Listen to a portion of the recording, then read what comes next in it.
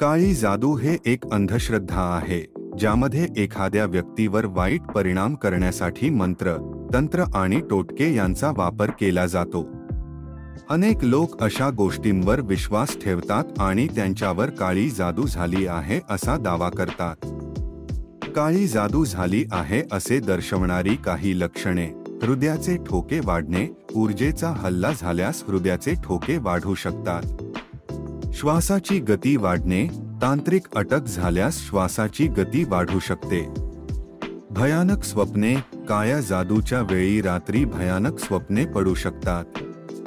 एकटेपणा, ज्या व्यक्तीवर काळी जादू झाली आहे त्याला एकटेपणा चांगला वाटू शकतो। राग येणे, काळ्या जादूमुळे नेहमीचे राग येऊ शकतो। नखांचा रंग काळा होणे, काळ्या जादूमुळे नखांचा रंग काळा होऊ शकतो। भूक न लागणे, काळ्या जादूमुळे भूक लागणे बंद होऊ शकते। आंघोळ करावी वाटत नसणे, काळ्या जादूमुळे आंघोळ करावी वाटत नाही। वारंवार आजारी पडणे, काळ्या जादूमुळे वारंवार आजारी पडू शकतो। घरातील झाडें विकसित होणे, घरातील झाडें विकसित होणे हे काळ्या जादूचे लक्षण असू शकते। पक्ष्यांचे येणे कमी होणे, अंगणातील झाडावर किंवा घराच्या भिंतीवर पक्ष्यांचे येणे कमी झाले तर ते काळ्या जादूचे लक्षण असू शकते। वस्तू जागेवर मिळणे, वस्तू जागेवर मिळणे हे काळ्या जादूचे लक्षण असू शकते। घरात वादविवाद होणे, घरात नेहमी वादविवाद होणे हे काळ्या जादूचे लक्षण असू शकते। गर्भपात होणे, महिलेचा अनेक वेळा गर्भपात होणे हे काळ्या जादूचे लक्षण असू शकते।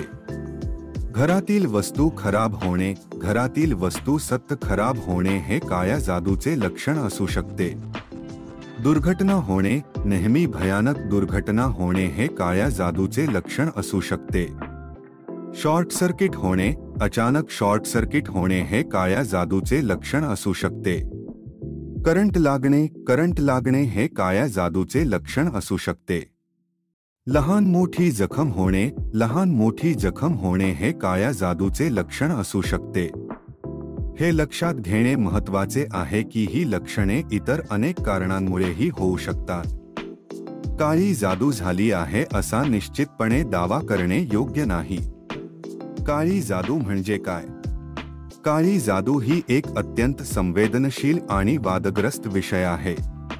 त्याबद्दल वेगवेगळ्या समाजात आणि संस्कृतीत वेगवेगळे मत आहेत। त्यामुळे काळी जादू म्हणजे काय या प्रश्नाचे उत्तर देताना मी दोन मुख्य दृष्टिकोनांचा विचार करेन। एक अंधश्रद्धाविषयक दृष्टिकोन, या दृष्टिकोनानुसार काळी जादू ही अलौकिक शक्तींचा वापर करून दुसऱ्याला नुकसान पोहोचवण्याचा एक प्रकार आहे। यामध्ये मंत्र, तंत्र, विधी आणि वाईट आत्म्यांची मदत घेतली जाते। काळी जादू ही नेहमीच स्वार्थी हेतूंसाठी वापरली जाते असे मानले जाते। या दृष्टिकोनात काळी जादू हे वास्तविक आहे असे मानले जाते आणि त्याचा प्रभाव व्यक्तीच्या शारीरिक, मानसिक आणि भावनिक आरोग्यावर होतो।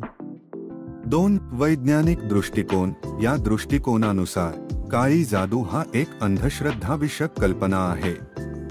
यामध्ये वापरले जाणारे विधी आणि मंत्र हे केवळ प्रतीकात्मक आहेत आणि त्यांचा खरा वैज्ञानिक आधार नाही।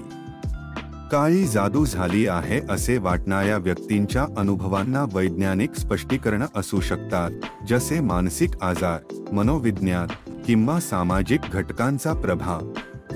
महत्त्वाचे मुद्दे: काळी जादूवर विश्वास ठेवणे हा वैयक्तिक स्वातंत्र्य आहे। अंधश्रद्धा हिंसाचार आणि भेदभावाला कारणीभूत होऊ शकते। जर तुम्हाला वाटत असेल की तुम्हाला काळी जादू झाली आहे, तर वैज्ञानिक आणि तर्कशुद्ध दृष्टिकोनातून समस्या सोडवण्याचा प्रयत्न करा। काळी जादू कशी करतात? काळी जादू ही अनेक पिढ्यांपासून समाजात रुजलेली आहे। वाईट हेतूने लोकांना हानी पोहोचवण्यासाठी याचा वापर केला जातो। काळी जादू अनेक प्रकारे केली जाऊ शकते। त्यापैकी काही खालीलप्रमाणे: खाद्यपदार्थांमध्ये मंत्र म्हटलेले पदार्थ मिसळणे, काही लोक वाईट हेतूने खाद्यपदार्थांमध्ये मंत्र म्हटलेले पदार्थ मिसळतात। असे केल्याने त्या व्यक्तीवर नकारात्मक परिणाम होतो आणि त्याला शारीरिक आणि मानसिक त्रास होऊ शकतो। तंत्रमंत्र आणि मूर्तींचा वापर. काळी जादू करणारे लोक तंत्रमंत्र आणि मूर्तींचा वापर करून लोकांना हानी पोहोचवण्याचा प्रयत्न करतात.